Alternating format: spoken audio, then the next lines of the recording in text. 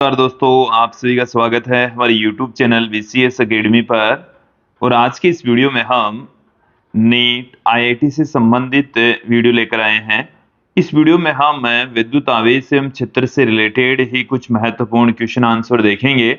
Last 2 videos में भी हमने इसी चैप्टर से संबंधित ही कुछ महत्वपूर्ण क्वेश्चन आंसर देखे थे विद्यार्थियों। उसके आगे के कुछ क्वेश्चन से आज के इस वीडियो में हम देखने वाले हैं, समझने वाले हैं। विद्यार्थियों, यदि आप हमारे YouTube चैनल पर नए हैं तो चैनल को सब्सक्राइब कर लीजिए, साथ में बेल आइकन भी दबा दीजिए ताकि आपको आगे की वीडियोस की नोटिफिकेशन मिलती रहे। अब मैं इस वीडियो को स्टार्ट करता हूं। पहला क्वेश्चन ले लेता हूं कि किसी विद्युत द्विध्रुव को 2 × 10⁵ न्यूटन प्रति कूलम तीव्रता विद्युत क्षेत्र से 30 डिग्री के कोण पर रखा जाता है।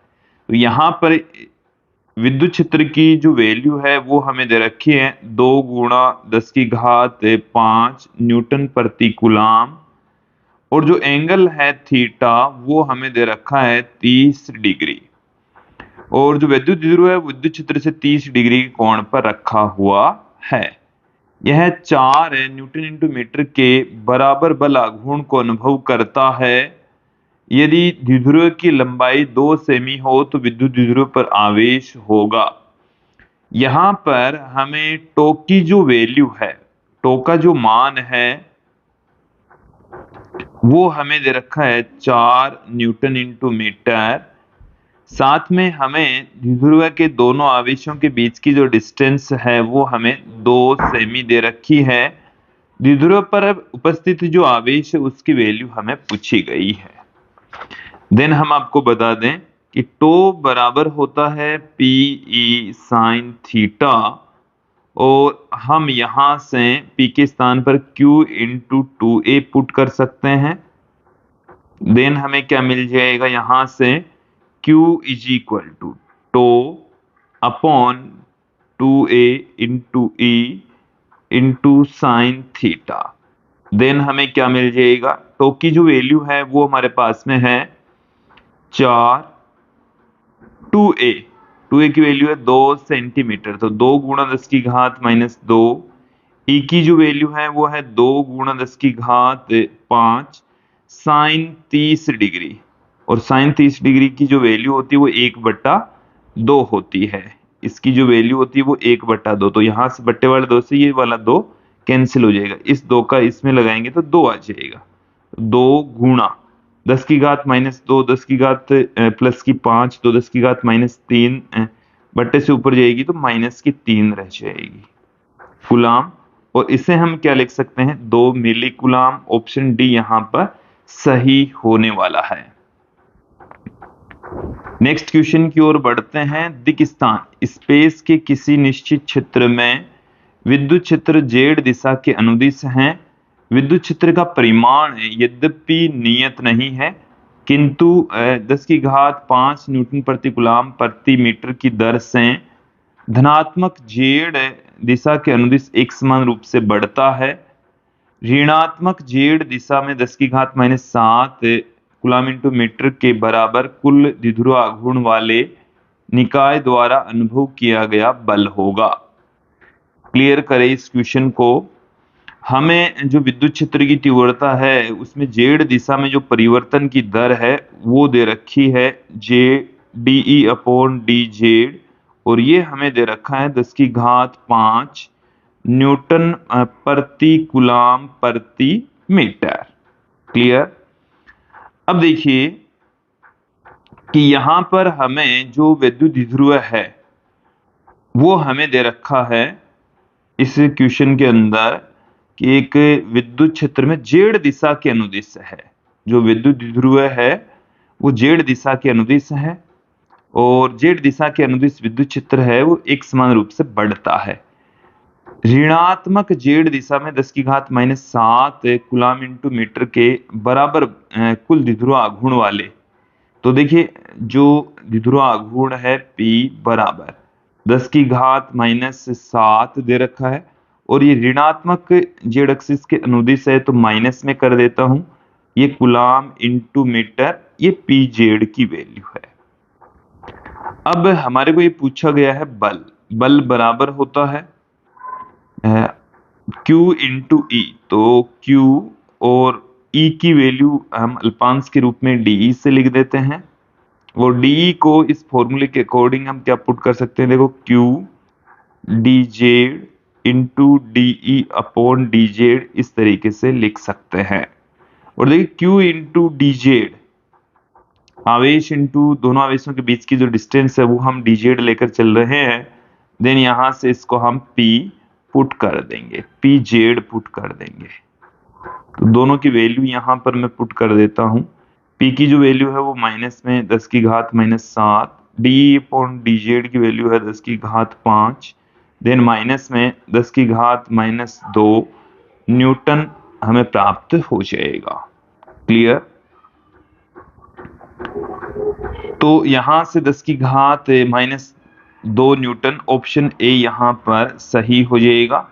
नेक्स्ट क्वेश्चन की ओर बढ़ते हैं कि प्रश्न संख्या 74 में निकाय द्वारा अनुभव किया गया बल आघूर्ण क्या होगा।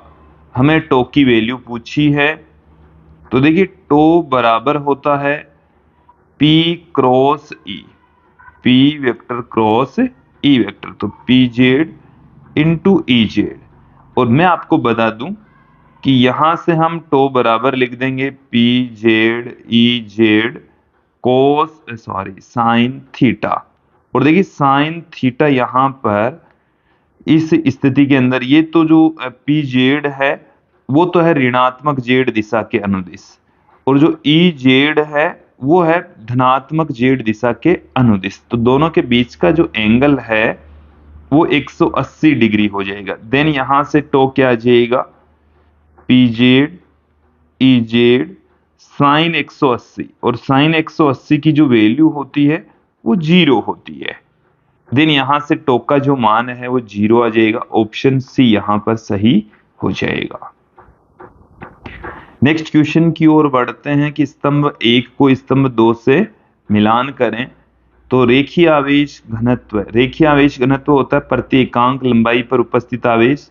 तो एक का Q से पृष्ठीय आवेश घनत्व प्रति एकांक क्षेत्रफल पर उपस्थित आवेश, और आयतन आवेश घनत्व प्रति एकांक आयतन में उपस्थित आवेश। तो ए का संबंध है Q से, बी का संबंध है R से, और सी का संबंध है P से। ऑप्शन ए ही यहां पर सही हो जाएगा। अगले क्वेश्चन की ओर बढ़ते हैं। 4.4 मीटर व्यास के एक समान आवेशित चालक गोले को पृष्ठीय आवेश घनत्व 60 माइक्रोकुलाम पर मीटर स्क्वायर है। गोले पर आवेश क्या होगा। देखिए यहां पर हमें चालक गोला दे रखा है जिसका व्यास 4.4 मीटर। तो रेडियस यहां से प्राप्त कर लेंगे। तो 2.2 मीटर इसकी त्रिज्या हमें प्राप्त हो जाएगी। हमें पृष्ठीय आवेश घनत्व जिसको हम सिग्मा से पुट करते हैं, तो 60 माइक्रोकुलाम पर मीटर स्क्वायर दे रखा है। तो 60 गुणा 10 की घात -6 कुलाम पर मीटर स्क्वायर आ जाएगा। Q का मान कितना होगा ये हमें पूछा है। तो देखिए Q मैं आपको बता दूं सिग्मा बराबर होता है Q बट्टे में क्षेत्रफल, आवेश बट्टे में क्षेत्रफल। क्लियर। तो Q बराबर आ जाएगा सिग्मा इंटू क्षेत्रफल। यहां पर जो आवेश है वो गोले के पृष्ठ के ऊपर ही मौजूद रहने वाला है। तो सिग्मा की जो वैल्यू है वो है 60 इंटू 10⁻⁻6 4। पाई की जो वैल्यू है वो है 3.14। स्मॉल आर का जो मान है वो है 2.2। तो 2.2 गुणा 2.2। तो देखिए यहां से जब हम कैलकुलेट करेंगे, चाहे तो आप इसको 22/7 लिख, उससे तो कोई फर्क नहीं पड़ेगा। यहीं से आप कैलकुलेशन करके फाइंड आउट कर सकते हैं। इन दोनों को जब हम कैलकुलेट करेंगे तो 12.56 आ जाएगा। और जब हम टोटल कैलकुलेशन करेंगे तो हमारे पास में इसका फाइनल आंसर 3.7 इंटू 10⁻³ कुलाम आ जाएगा। अगले क्वेश्चन की ओर बढ़ते हैं कि एक धात्विक गोली खोल की आंतरिक त्रिज्या R1 एवं बाहरी त्रिज्या R2 है। एक आवेश गोली खोल के केंद्र पर स्थित है, तो आंतरिक पृष्ठ पर पृष्ठीय आवेश घनत्व क्या होगा? आप यहाँ पर ध्यान देंगे कि एक आवेश प्लस Q इसके केंद्र पर रखा हुआ है, यहाँ पर मौजूद है। अब यहाँ पर आवेश मौजूद होने की वजह से इसके आंतरिक भाग के ऊपर यहाँ पर उतने ही परिमाण का ऋणावेश प्रेरित हो जाएगा। तो इस वाले पृष्ठ के ऊपर जो आवेश है वो आ जाएगा माइनस में Q। उतना ही आवेश इसके बाहरी पृष्ठ के ऊपर उतने ही परिमाण का एक धनात्मक आवेश इसके बाहरी पृष्ठ के ऊपर प्रकट हो जाएगा, प्रेरण की वजह से उत्पन्न हो जाएगा। तो इस चीज को क्लियर कर ले कि यह आवेश कहां से आया, क्यों आया, इसको क्लियर कर लीजिएगा।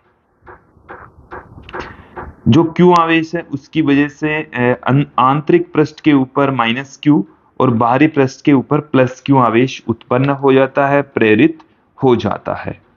हमारे को आंतरिक पृष्ठ पर आवेश घनत्व पूछा है, तो आवेश घनत्व सिग्मा बराबर क्या आ जाएगा, आवेश बट्टे में क्षेत्रफल। आवेश बट्टे में क्षेत्रफल, तो आवेश बट्टे में क्षेत्रफल क्या होगा, आंतरिक पृष्ठ पर आवेश है माइनस में Q और क्षेत्रफल देखो आंतरिक पृष्ठ की जो रेडियस है वो है R1, तो 4 पाई R1 का स्क्वायर आ जाएगा। तो ऑप्शन यहां पर देखेंगे बी सही हो जाएगा। अगले क्वेश्चन की ओर बढ़ते हैं कि प्रश्न संख्या 78 में बाहरी पृष्ठ पर पृष्ठीय आवेश घनत्व क्या होगा? तो बाहरी पृष्ठ पर आवेश घनत्व वापस से हम उसी डायग्राम की ओर लौटते हैं।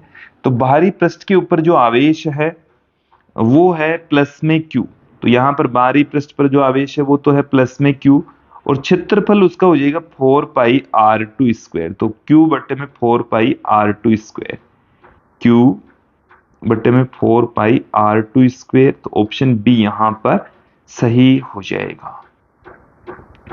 अगले क्वेश्चन की ओर बढ़ते हैं कि धनात्मक आवेश कैपिटल Q को कैपिटल R त्रिज्या की किसी वर्तीय वलय के अनुदिश एक समान रूप से वितरित किया गया है। एक लघु परीक्षण आवेश स्मॉल q चित्रानुसार वलय के केंद्र पर स्थित है। तो देखिए एक बार इस क्वेश्चन को यहां पर समझ लेते हैं। Capital Q small q greater than 0 है, तो इसे वलय के समतल में एक बार इसके डायग्राम जरूर देख लेते हैं, इसका डायग्राम क्या होगा। चलिए एक बार वलय का जो डायग्राम है वो मैं आपके सामने रख देता हूं। एक हमारे पास में इस तरीके से वलय है, क्लियर, और यहां पर एक स्मॉल q आवेश रखा हुआ है, जबकि बाहरी भाग के ऊपर प्लस में कैपिटल Q आवेश एक समान रूप से वितरित है। ये वलय आप देख ही रहे हैं, वलय हमने यहां पर आपको दिखाई है, ये हमने तल के लंबवत दिखाई है। आप इसको ऐसे भी समझ सकते हैं, ऐसे है ये वलय। तो इस वलय के ऊपर यहां पर आवेश मौजूद है, धनात्मक आवेश उपस्थित है, मौजूद है, और ये जो आवेश है वो कैपिटल Q है और इसके केंद्र पर स्मॉल q आवेश रखा हुआ है, क्लियर। अब देखिए जो क्वेश्चन है हमारा उसमें क्या कहा गया है कि Q ग्रेटर देन 0, इसका मतलब धनात्मक आवेश है, इसे वलय के समतल में केंद्र से दूर विस्थापित करने पर। तो देखिए इसको हम वलय के केंद्र पर रखा हुआ है, इससे हम इसके दूर ले जाएं, यदि ये धनात्मक आवेश है इसको दूर ले जाएं, तो ये जो धनावेश है चारों ओर जो मौजूद है कैपिटल Q वाला, वो इसको वापस यहां पर इसको ले आए तो वापस इसके ऊपर धक्का मारेगा, इसको केंद्र की ओर ले आएगा। तो देखो यहां पर है कि इसे वलय के समतल में केंद्र से दूर विस्थापित किया जाता है, तो यह केंद्र की ओर वापस धकेला जाएगा। बिल्कुल सही स्टेटमेंट है।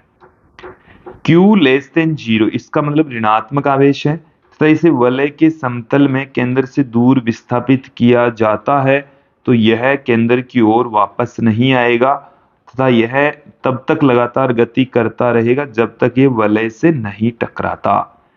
अब हमें यहाँ पर दूसरी स्थिति बताई गई है कि ये जो आवेश है वो यदि ऋणात्मक आवेश होता, आवेश कैसा होता, ऋणात्मक आवेश होगा तो क्या होगा, ऋणात्मक आवेश है और इसको केंद्र से दूर हम ले जाएं, केंद्र से जब हम इसको दूर ले जाएंगे तो देखिए ये जो धनावेश है वो भी इसको अट्रैक्ट करेगा और ये थोड़ा सा विस्थापित करने के पश्चात ये इस वलय की परिधि की वलय की ओर गति करेगा, केंद्र से दूर की ओर गति करेगा और ये धीरे धीरे गति करता करता वलय से जाकर टकरा जाएगा। तो ये जो स्टेटमेंट हमें दूसरा वाला जो स्टेटमेंट दे रखा है, ये भी जो स्टेटमेंट है वो बिल्कुल सही है। क्लियर। तीसरा स्टेटमेंट क्या है, यदि Q greater than 0, it means जो आवेश है वो धनात्मक है तो यह अक्ष के अनुदिश लघु विस्थापन के लिए सरल आवर्त गति संपन्न करेगा। अब की बार जो आवेश है वो यहां से इसके केंद्र, ये ऐसे इसकी जो खुद की अक्ष है उसके परपेंडिकुलर रखा हुआ है, मतलब अक्ष है उसके परपेंडिकुलर यदि गति करता है। चलिए एक बार डायग्राम से समझिए कि ये मैंने इसके वलय के लंबवत अक्ष दिखाई है और वलय के तल से लंबवत यहां से इसको थोड़ा सा विस्थापित कर दें तो देखिए यदि आवेश कैसा हो, आवेश Q ग्रेटर देन 0 हो, लघु विस्थापन के लिए ये सरल आवर्त गति करेगा। मैं यहां पर आपको क्लियर कर दूं कि यहां पर ये लेस देन का साइन आएगा, इसका मतलब ये ऋणात्मक आवेश होगा और जब यहां पर कोई ऋणात्मक आवेश इसके केंद्र से तल के लंबवत थोड़ा सा विस्थापित होगा तो ये धनावेश इसको वापस खींचेगा और वापस खींचेगा तो ये इसके केंद्र पर आएगा, फिर इसकी विपरीत दिशा में भी ये गति करेगा। तो ये O से प्लस में अक्ष दूरी इसके लंबवत, माइनस में अक्ष दूरी उसके पीछे आगे पीछे ये गति करता रहेगा। क्लियर। तो दोलन गति करता रहेगा। तो ये जो स्टेटमेंट है वो भी सही है। तो ये जो सारे स्टेटमेंट दे रखे हैं वो एकदम क्लियर है, उपरोक्त सभी स्टेटमेंट सही है। नेक्स्ट क्वेश्चन की ओर बढ़ते हैं। देखिए अगला जो क्वेश्चन है वो हमें क्या दे रखा है कि गाउस के नियम के लिए निरूपित पृष्ठ गाउसीय पृष्ठ कहलाता है। उस पृष्ठ को हम क्या कहेंगे, गाउसीय पृष्ठ कहेंगे। क्लियर। अगले क्वेश्चन की ओर बढ़ते हैं कि यदि पृष्ठ पर बंध समाकलन E vector dot ds vector equal to 0 है, इसका मतलब है कि बंध पृष्ठ में मौजूद कुल आवेश 0 है। बंध पृष्ठ में उपस्थित कुल आवेशों का बीजगणित योग कितना है, 0 है। एक एक करके स्टेटमेंट देख लेते हैं। तो उस पृष्ठ पर तथा उसके अंदर विद्युत क्षेत्र 0 होगा। तो अंदर विद्युत क्षेत्र 0 हो, पृष्ठ पर विद्युत क्षेत्र 0 हो, ये कोई आवश्यक नहीं है। पृष्ठ पर विद्युत क्षेत्र हो सकता है, पृष्ठ पर आवेश भी हो सकता है। पृष्ठ के अंदर जो विद्युत क्षेत्र है वो यहाँ पर हमें 0 मिल सकता है और नहीं भी। देन यहाँ पर ये जो स्टेटमेंट है वो गलत स्टेटमेंट है। पृष्ठ के अंदर विद्युत क्षेत्र अचानक आवश्यक रूप से एक समान होगा, ये भी गलत है। एक समान हो कोई आवश्यक नहीं है, अंदर 0 भी हो सकता है। सभी आवेश पृष्ठ के बाहर होने चाहिए। आवेश बाहर होना जरूरी नहीं है, अंदर भी आवेश हो सकते हैं लेकिन उनका बीजगणितीय योग 0 होना आवश्यक है। इनमें से कोई नहीं, तो कोई सा भी स्टेटमेंट इनमें से इसके लिए सही नहीं होगा। तो ऑप्शन डी यहां पर सही हो जाएगा। क्लियर। अगले क्वेश्चन की ओर बढ़ते हैं कि यदि विश्व में केवल एक ही प्रकार का आवेश होता तो क्या होता, तब किसी पृष्ठ पर E vector dot ds vector not equal to 0 होगा। तो उस कंडीशन में इनमें से कौन सा ऑप्शन सही है। तो देखिए नॉट इक्वल टू 0, पृष्ठ के ऊपर हमेशा नॉट इक्वल टू 0 होगा। तो देखो ये जब पृष्ठ के अंदर कोई आवेश नहीं है, जैसे ये हमारे पास में कोई पृष्ठ है, इस तरीके से हम कोई पृष्ठ लेकर चल रहे हैं, यदि इस पृष्ठ के अंदर कोई आवेश ही नहीं है, कोई आवेश ही मौजूद नहीं है, तो इसके लिए ये जो स्टेटमेंट हमें दे रखा है वो बिल्कुल सही नहीं होगा, क्योंकि उस कंडीशन में E vector dot ds vector equal to 0 हो जाएगा। क्लियर। कब हो जाएगा 0, जब इसके अंदर ही आवेश नहीं है, समेशन क्यू इक्वल टू 0, आवेश ही मौजूद नहीं है। कुल आवेश तो चलो 0 हो ही नहीं सकता, लेकिन आवेश बिल्कुल नहीं है तो समेशन क्यू की वैल्यू वैसे ही 0 आ जाएगी। दूसरा स्टेटमेंट देखें, ई वेक्टर डॉट डीएस वेक्टर का बंद पृष्ठ समाकलन इक्वल टू 0 होगा यदि आवेश पृष्ठ के बाहर है। ये बिल्कुल सही है, आवेश पृष्ठ के बाहर मौजूद है तो पृष्ठ के लिए आवेश यदि यहाँ पर है, बाहर मौजूद है, तो पृष्ठ के अंदर से संबंधित जो विद्युत फ्लक्स है वो 0 होगा। और यदि आवेश क्यू परिमाण आवेश के पृष्ठ के भीतर है तब विद्युत फ्लक्स ये होगा। तो बी और सी दोनों स्टेटमेंट सही हैं, तो यहां पर ऑप्शन डी सही हो जाएगा। क्लियर। नेक्स्ट क्वेश्चन की ओर बढ़ते हैं कि एक गोला अपने अंदर एक विद्युत द्विध्रुव को घेरे हुए हैं, तो गोले का कुल विद्युत फ्लक्स क्या होगा। देखिए हमारे पास में एक इस तरीके से गोला है और इस गोले के अंदर एक इस तरीके से विद्युत द्विध्रुव रखा हुआ है। ये इस पर प्लस में क्यू आवेश है, ये इसमें माइनस में क्यू आवेश है।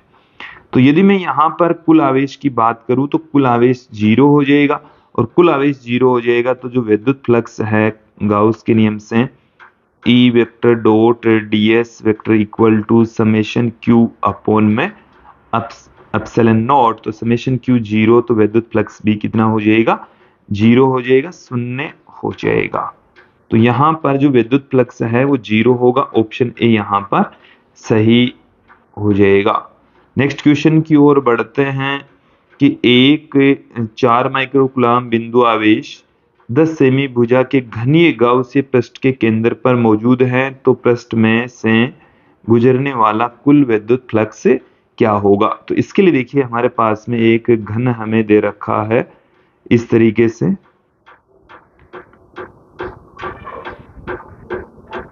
क्लियर, ऐसे हमें घन दे रखा है और इसकी भुजा की जो लंबाई है वो हमें दे रखी है 10 सेमी और इसके केंद्र पर 4 माइक्रोकूलम आवेश है। तो इसके पृष्ठ से संबंधित कुल जो विद्युत फ्लक्स है वो गाउस के नियम से हम देखेंगे E vector dot ds vector equal to summation Q upon epsilon not.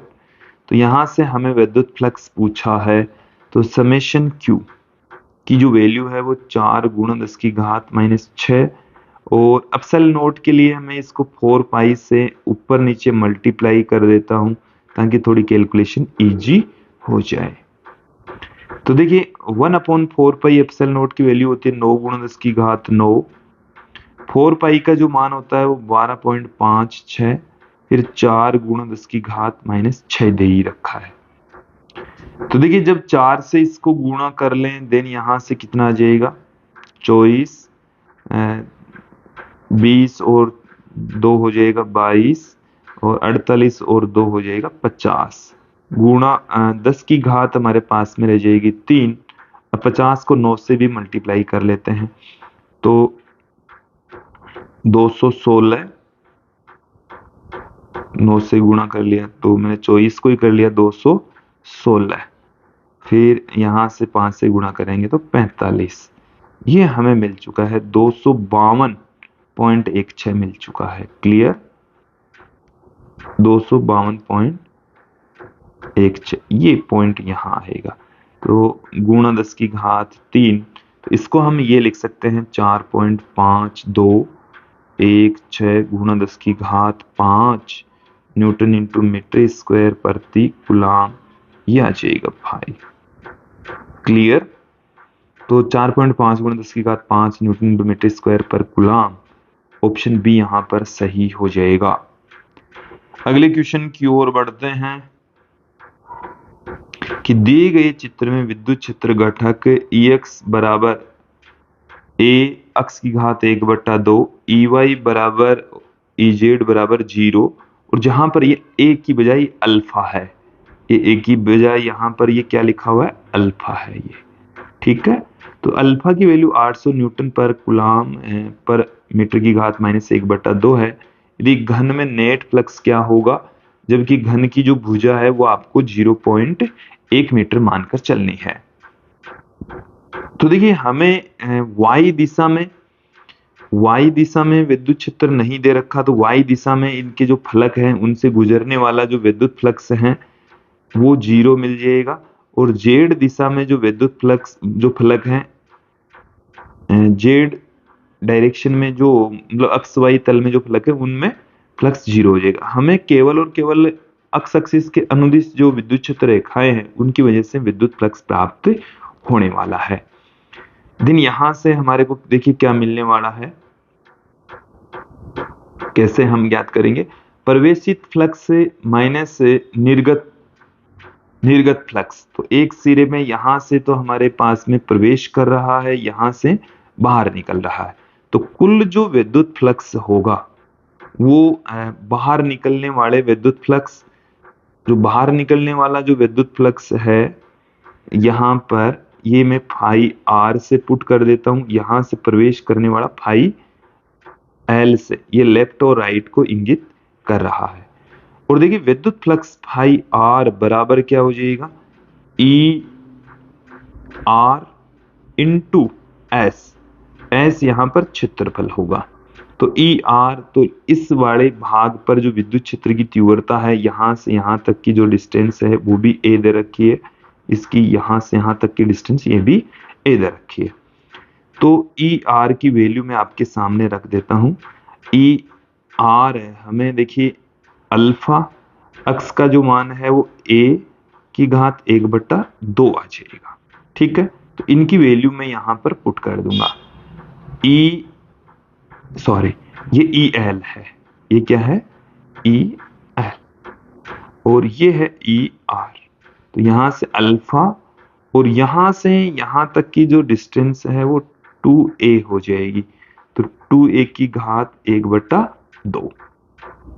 S इसका ये वाला जो फलक है इसका क्षेत्रफल है, तो इस वाले जो फलक हैं दोनों का क्षेत्रफल सेम है, और एस की जो वैल्यू है वो एक वर्गाकार भाग है, तो ए स्क्वेयर हो जाएगा, और एक का जो मान है वो 0.1 है, तो 0.1 का स्क्वेयर हो जाएगा।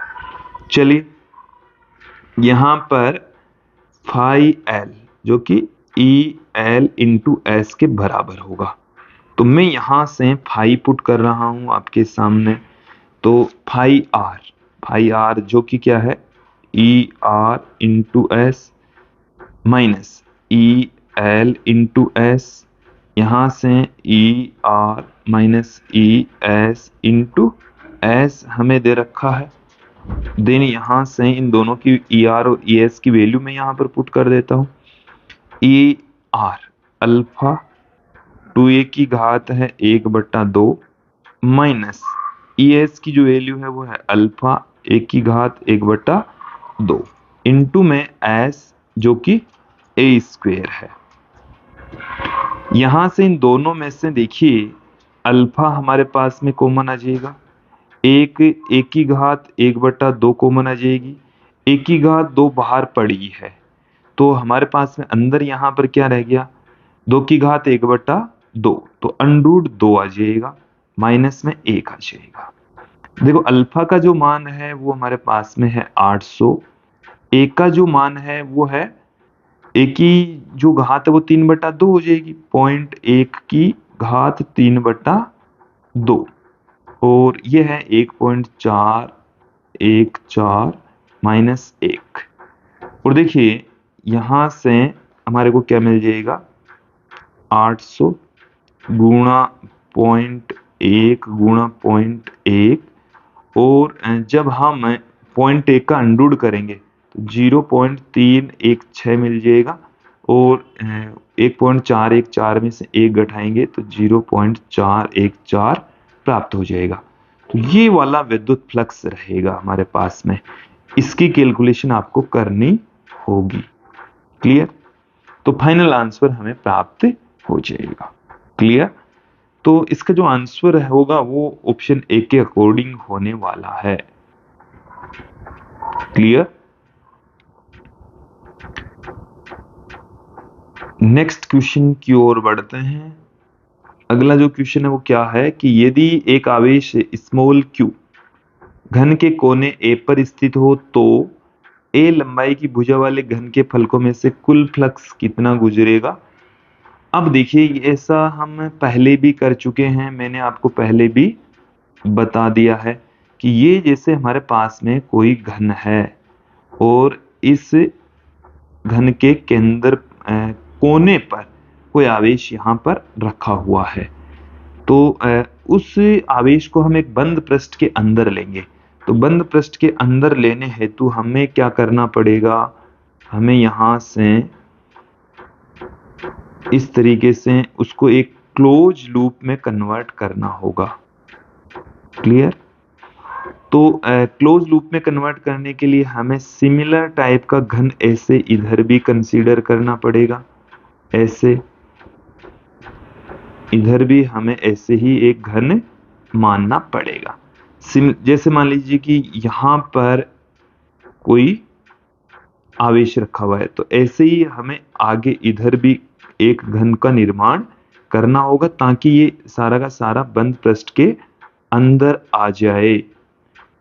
इसी प्रकार से हमें नीचे की तरफ भी यहाँ पर सिमिलर टाइप से घन का निर्माण करना होगा। क्लियर। ऐसे ही 4 घनों का निर्माण नीचे करना होगा और 4 घन ऊपर है, कुल मिलाकर हमें यहाँ पर 8 घन मिलने वाले हैं।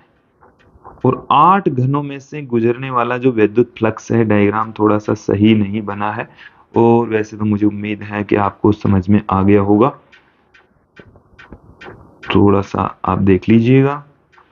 तो 8 घन है, 8 घन में से कुल जो विद्युत फ्लक्स है वो Q अपॉन में एप्सिलॉन नॉट के इक्वल प्राप्त होगा। एप्सिलॉन नॉट, तो 1 में से कितना पारित होगा, उसका 8वां हिस्सा रह जाएगा, तो Q बट्टे में 8 एप्सिलॉन नॉट आ जाएगा। क्लियर। तो Q अपॉन में 8 एप्सिलॉन नॉट, ऑप्शन ए यहां पर सही हो जाएगा। अगले क्वेश्चन की ओर बढ़ते हैं कि निम्न में से कौन सा कथन गाउस के नियम के बारे में सही नहीं है, इनमें से सही नहीं है। तो गाउस का नियम किसी बंद पृष्ठ के लिए सत्य होता है, ये सही स्टेटमेंट है। गाउस के नियम के दाईं ओर Q पद में पृष्ठ के द्वारा घेरे हुए आवेशों का योग शामिल होता है, बिल्कुल सही है।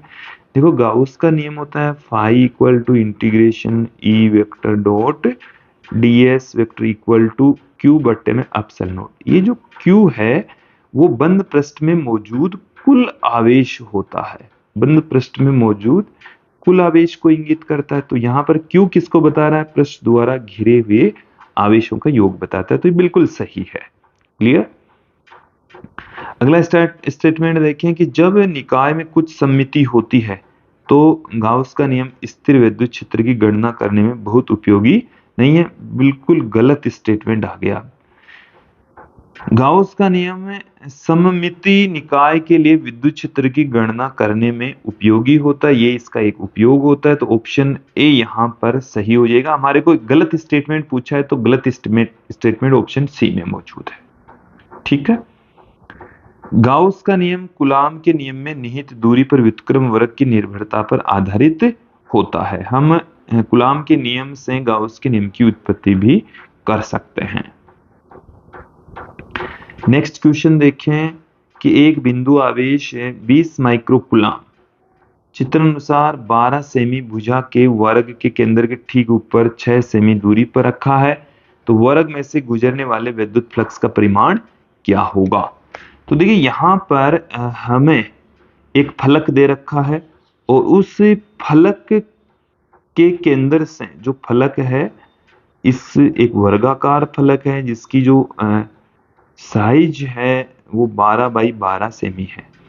तो इसके फलक से 6 सेमी की डिस्टेंस पर ऊंचाई पर हमें एक आवेश दे रखा है 20 माइक्रो कूलॉम का। तो इसको ज्ञात करने के लिए हमें एक क्लोज लूप, गाउस का नियम लगाने के लिए हमें क्या करना पड़ेगा, एक क्लोज लूप का निर्माण करना पड़ेगा और इसके लिए हम एक घन का निर्माण कर लेंगे। तो घन से पारित जो विद्युत फ्लक्स है वो तो हो जाएगा Q बट्टे में एप्सिलॉन नॉट। एक फलक से देखो 6 फलक से गुजरने वाला फ्लक्स फाई है, एक फ्लक्स से पारित जो फ्लक्स है वो कितना हो जाएगा, कुल फ्लक्स का छठवां हिस्सा हो जाएगा, तो 5 बट्टे में 6 आ जाएगा। क्लियर? और Q बट्टे में 6 एप्सिलॉन नॉट आ जाएगा। क्लियर? देन यहां से देखिए हमें 5 डेज की वैल्यू प्राप्त हो जाएगी। Q का मान है 20 गुणा 10 की घात माइनस 6, 6 गुणा एप्सिलॉन नॉट का मान है 8.854 गुणा 10 की घात माइनस 12। तो देखिए यहां से जब आप कैलकुलेट करेंगे देन हमें आंसर प्राप्त हो जाएगा। क्लियर? तो 3.8 into 10⁵ newton into metre square पर कूलम प्राप्त होगा। दो अनंत समतल समांतर चादरों के बीच की दूरी कैपिटल D है, उन पर समान एवं विजातीय एक समान आवेश सिग्मा है, तो चादरों के बीच किसी बिंदु पर विद्युत क्षेत्र क्या होगा? तो देखिए एक बार इसको समझ लें कि हमारे पास में इस तरीके से चादरें हैं, ऐसे एक चादर है, इसी प्रकार से ही दूसरी चादर है। दोनों चादरों के बीच की जो डिस्टेंस है वो D के इक्वल है। कितनी है? D है। और देखिए हमें यहां पर विजातीय एक समान आवेश घनत्व है, एक के ऊपर प्लस में सिग्मा है तो दूसरे पर माइनस में सिग्मा आवेश है। एक पर धनात्मक आवेश है एक में चादर के ऊपर, तो दूसरी चादर के ऊपर उतने ही परिमाण का ऋण आवेश है। क्लियर? हमारे को इनके बीच में विद्युत क्षेत्र पूछा है, तो धनावेशित प्लेट की वजह से इससे दूर की ओर होगा और उसको हम E1 से लिख दें। ऋणावेशित प्लेट की वजह से भी ऋणावेशित प्लेट की ओर होगा, उसको हम E2 से लिख दें। E1 का जो मान है वो हमें मिलेगा सिग्मा अपॉन, देखिए जो चादरें हैं वो हमें क्या दे रखी है? चादर दे रखी है, केवल चालक के बारे में नहीं बता रखा। सिग्मा अपॉन एप्सिलॉन नॉट, तो इतना ही मान किसके लिए होता है? दूसरी वाली चादर की वजह से। तो कुल जो विद्युत क्षेत्र की तीव्रता होगी वो E1 प्लस E2 हो जाएगी। तो sigma upon 2 epsilon not plus sigma upon 2 epsilon not बराबर आ जाएगा सिग्मा अपॉन एप्सिलॉन नॉट। और सिग्मा की जो वैल्यू है तो सिग्मा अपॉन एप्सिलॉन नॉट आ जाएगा। तो ऑप्शन बी यहां पर सही होने वाला है। नेक्स्ट क्वेश्चन देखें कि दो बड़ी पतली धातु की तो ये चालक होगी, समांतर तथा एक दूसरे के निकट हैं, तो उनके आंतरिक फलकों पर प्लेटों में विपरीत चिन्हों तथा 27 गुणा 10 की घात माइनस 22 कूलम पर मीटर स्क्वायर परिमाण वाले पृष्ठीय आवेश घनत्व है, तो प्लेटों के बीच क्षेत्र सेकंड में विद्युत क्षेत्र की तीव्रता क्या होगी? अब की बार हमें चालक दे रखे हैं। अब की बार हमें क्या दे रखा है? चालक हमें दे रखा है। तो देखिए चालक प्लेटें हैं तो भी जो विद्युत क्षेत्र बीच में होता है वो सिग्मा अपॉन एप्सिलॉन नॉट होता है। सिग्मा की वैल्यू हमें दे रखी है, सिग्मा की जो वैल्यू है वो दे रखी है 27 गुणा 10 की घात माइनस 22 एप्सिलॉन नॉट। हम ये जानते हैं कि ये फॉर्मूला आया कहां से, ये हमने थ्योरी में पढ़ा दिया है। तो ये 27 के अंदर 8 का लगभग 8.5 9 का ही भाग लगाएंगे, 3 पॉइंट कुछ आएगा। ऑप्शन सी यहां पर सही हो जाएगा। अगले क्वेश्चन की ओर बढ़ते हैं। परमाणु के आंतरिक मॉडल में जेडी आवेश के धनात्मक आवेशित बिंदु नाभिक को कैपिटल R त्रिज्या के किसी एक समान घनत्व वाले ऋणात्मक आवेश के द्वारा घिरा हुआ माना गया है। संपूर्ण रूप से परमाणु उदासीन होता है, लेकिन नाभिक से स्मॉल r दूरी पर विद्युत क्षेत्र की तीव्रता क्या है? एक बार क्वेश्चन समझ लीजिए कि हमें यहाँ पर एक परमाणु दे रखा है जिसकी रेडियस कैपिटल R, नाभिक पर जो आवेश है वो Ze और केंद्र से स्मॉल r दूरी पर जो विद्युत क्षेत्र की तीव्रता है वो क्या होगी? इसके लिए आप देखेंगे यहाँ पर कि ये हमारे पास में एक गोला है, ये हमारे पास में यहाँ पर नाभिक है। ठीक है, ये नाभिक है और इस नाभिक के चारों ओर इलेक्ट्रॉन विद्यमान है, यहाँ पर इलेक्ट्रॉन उपस्थित है। क्लियर?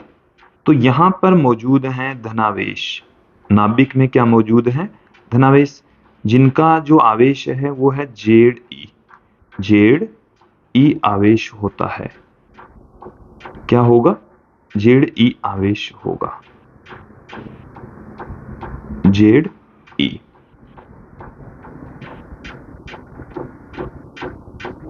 क्लियर? यहां से मैं आपको बता दूं कि जो आवेश हैं, ऋणावेश हैं, वो इसके चारों ओर वितरित होता है, चारों ओर मौजूद होता है। लेकिन हमें यहाँ पर केवल और केवल ये कहा गया है कि इसके केंद्र से स्मॉल आर दूरी तक, देखो इसकी जो रेडियस है वो तो है कैपिटल आर, रेडियस तो कितनी है? कैपिटल आर है। हमें यहाँ से केवल और केवल स्मॉल आर दूरी तक जो ऋणावेश मौजूद हैं उसके कारण से विद्युत क्षेत्र की तीव्रता हमें ज्ञात करनी है। वैसे तो ऋणावेश पूरे परमाणु के अंदर ही मौजूद है। ये क्या है हमारे पास में? परमाणु है। ठीक है, जो हमने रेड वाला दिखाया है ये हमारे पास में है नाभिक। तो कुल विद्युत क्षेत्र की तीव्रता यहां पर पूछी है, पॉइंट पी पर पूछी गई है। तो इसके लिए आप देखें पॉइंट पी पर कुल इलेक्ट्रिक फील्ड, तो हम क्या करेंगे, एक यहाँ पर बंद गाउसीय पृष्ठ की परिकल्पना करेंगे। तो ये हमारे पास में एक डॉटेड लाइन से हमने दिखाया है बंद गाउसीय पृष्ठ है। क्लियर? तो इसमें मौजूद कुल आवेश हमें यहाँ से निकाल लेंगे। तो देखिए फाई बराबर होता है E vector dot D S vector का integration equal to summation Q upon में एप्सिलॉन नॉट। तो यहाँ से ई विद्युत क्षेत्र की तीव्रता और 4 पाई आर स्क्वायर बराबर इसमें मौजूद जो कुल आवेश है उसको क्यू डेश से कह दे। तो विद्युत क्षेत्र की जो तीव्रता है वो आ जाएगी क्यू डेश बट्टे में 4 pi epsilon naught R square. अब वैल्यू फाइंड आउट करनी है इस बंद पृष्ठ में मौजूद कुल आवेश की। तो देखिए बंद पृष्ठ में मौजूद जो कुल आवेश है, पहले तो हमें इस ऋणावेश की, देखो नाभिक पर आवेश कितना होगा, नाभिक का परमाणु क्रमांक हमें जेड दे रखा है तो जेड ई होगा प्लस में। अब आवेश घनत्व है, ऋणावेश का आवेश घनत्व कितना होगा? ऋणावेश का आवेश घनत्व है, आवेश घनत्व है। तो नाभिक तो वैसे आकार में बहुत छोटा होता है, तो आवेश उसके ऊपर होगा माइनस में जेड ई बट्टे में आयतन हो जाएगा 4/3 पाई कैपिटल आर क्यूब। ठीक है, अब हमें यहां पर क्या ज्ञात करना है? यहां पर हमें गाउसीय पृष्ठ, ये जो पृष्ठ देख रहे हैं ये है गाउसीय पृष्ठ, गाउसीय पृष्ठ। और गाउसीय पृष्ठ में मौजूद आवेश ज्ञात करना है। गाउसीय पृष्ठ में ऋणावेश, गाउसीय पृष्ठ में ऋणावेश ज्ञात करना, फिर टोटल आवेश ज्ञात कर लेंगे। तो ऋणावेश क्या होगा? आवेश बराबर होता है घनत्व इंटू आयतन, तो आयतन हो जाएगा 4/3 पाई आर क्यूब। और रो यहां पर हमारे पास में है जेड ई बट्टे में 4/3 पाई आर क्यूब। तो यहां से 4/3 पाई से 4/3 कैंसिल हो जाएगा, पाई भी कैंसिल हो जाएगा, माइनस में जेड ई आर क्यूब बट्टे में कैपिटल आर क्यूब, ये आ जाएगा। तो अब देखिए जो क्यू डेस है, गाउसीय पृष्ठ में कुल आवेश,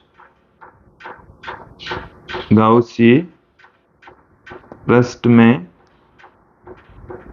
कुल आवेश, गाउसीय पृष्ठ में जो कुल आवेश है क्यू डेस से लिख रहे हैं। धनावेश तो है जेड ई और ऋणावेश हमारे पास में है जेड ई आर क्यूब बट्टे में कैपिटल आर क्यूब। क्लियर?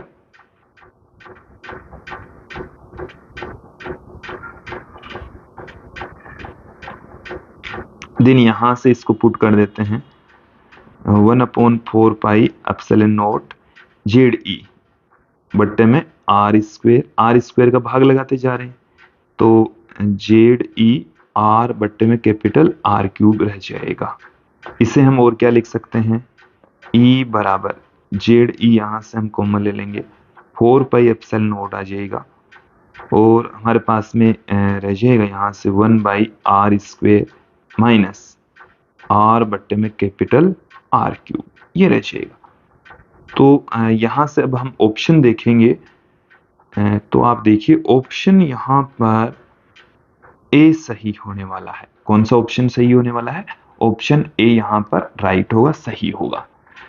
तो विद्यार्थियों ये था आज का हमारा वीडियो जिसमें हमने विद्युत आवेश एवं क्षेत्र से संबंधित कुछ महत्वपूर्ण क्वेश्चन आंसर यहाँ पर देखे, समझे और मुझे उम्मीद है कि जो क्वेश्चन आंसर है वो आपको अच्छे से समझ में आए होंगे। आज की इस वीडियो में इतना ही। जल्द ही हम अगला वीडियो लेकर लौटेंगे जिसमें हम नेक्स्ट चैप्टर से संबंधित अगले चैप्टर से रिलेटेड जो क्वेश्चन आंसर है उनको हम अगले चैप्टर से रिलेटेड जो थ्योरी के पार्ट हैं पहले वो देखेंगे। हम स्थिर विद्युत विभव एवं धारिता से संबंधित टॉपिक स्टार्ट करेंगे। आज के लिए इतना ही। धन्यवाद दोस्तों।